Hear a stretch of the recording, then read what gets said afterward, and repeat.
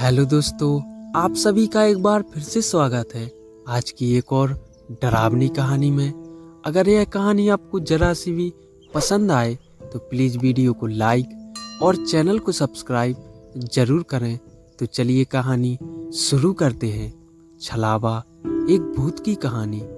यह कहानी तब की है जब मैं अपनी मौसी के घर छुट्टियां बिताने गया हुआ था। उस समय मेरी गर्मी की छुट्टियां चल रही थी। मेरे मौसा जी एक डॉक्टर हैं, तो उन्हें रहने के लिए एक क्वार्टर मिला हुआ था। वे उस क्वार्टर में दूसरी मंजिल पर रहते थे। उनके फ्लोर पर एक बालकनी थी जिसके पीछे की ओर एक जंगल था और रात के समय उस जंगल से अजीबोगरीब आवाज़ सुनाई देती थी। ऐसे ही एक दिन की बात है जब हम सभी खाना खाकर रात में बालकनी में बैठे बातें कर रहे थे कि तभी मेरी मौसी का लड़का हमसे कहने लगा कि किसी में इतनी हिम्मत है कि वो रात के समय इस जंगल के अंदर जाए। हम सभी हंसने लगे और उससे कहने लगे कि क्या फालतू की बात कर रहा है, भला कोई इस जंगल में इतनी रात को क्यों जाएगा।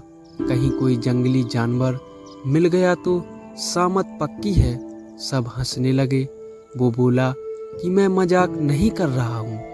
मेरे स्कूल के दोस्त बताते हैं कि एक बार ऐसे ही एक लड़का उस जंगल में चला गया, फिर उसका कभी कुछ पता ही नहीं चला।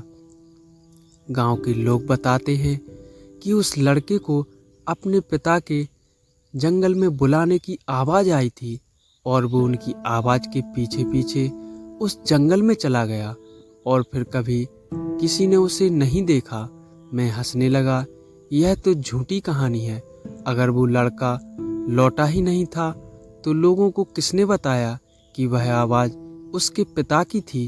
वो बोला क्योंकि उसके पिता उससे थोड़ी दूरी पर ही थे और उन्होंने भी वही आवाज़ सुनी थी। मतलब उनको बुलाने की उनकी ही आवाज़ में कोई उनके बेटे को अपनी ओर पुकार रहा था।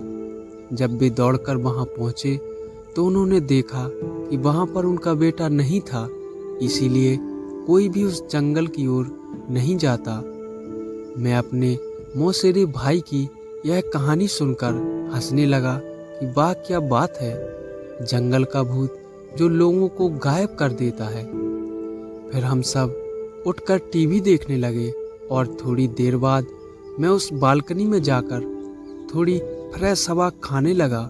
रात का समय मैं उस जंगल जगह अच्छी खासी हवा चल रही थी और मैं उस जंगल की ओर मुँह करके देखने लगा कि आखिर कौन होगा वो।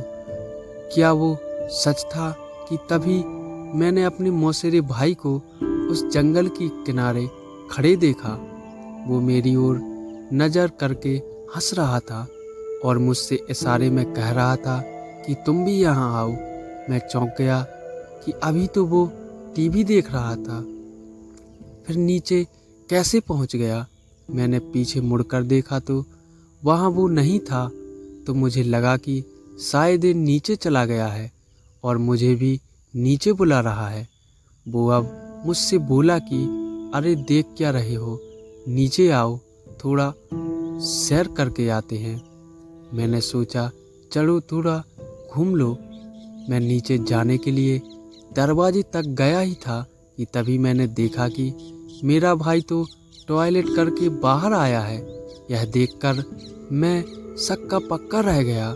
मेरे रोंगटे खड़े हो गए और मैं बस यही सोच रहा था कि अगर मैं यहाँ तो वहाँ नीचे कौन है। मैं उससे बोला कि तुम तो नीचे थे, इस बाथरूम में कब आए। वो बोला मैं तो यहीं था, मैं तो बाथरूम गया ही नहीं था। तुम क्या बोल रहे हो। मैं उससे बोला कि मैंने अभी अभी तुम्हें उस जंगल के किनारे देखा था और तुम तो मुझे बुला भी रहे थे। वो बोला मजाक मत करो, तुम्हें क्या लगता है मैं डर जाऊंगा। मुझे पता है कि तुम मुझे डराने का प्रयास कर रहे हो, पर मैं नहीं डरने वाला। इतना कहकर वो टीवी देखने चला गया। मुझे यकीन नहीं हो रहा था कि ये मैंने अभी क्या देखा है। उसी रात जब मैं सो रहा था तब किसी के मुझे पुकारने की आवाज़ आ रही थी।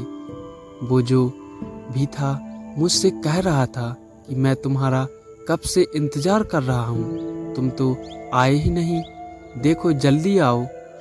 फिर हम दोनों साथ में इस जंगल के अंदर घूमने जाएंगे।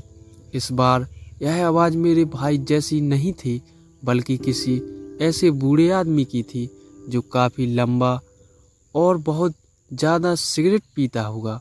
रात भर मुझे उसकी आवाज़ आने लगी और फिर जब सुबह मैंने सबको यह बात बताई तो सबने मुझसे कहा कि ऐसा होना यहाँ आम बात है, तुम उस और ध्यान मत दो और अपना काम करो और भूलकर भी उस जंगल की ओर मत जाना।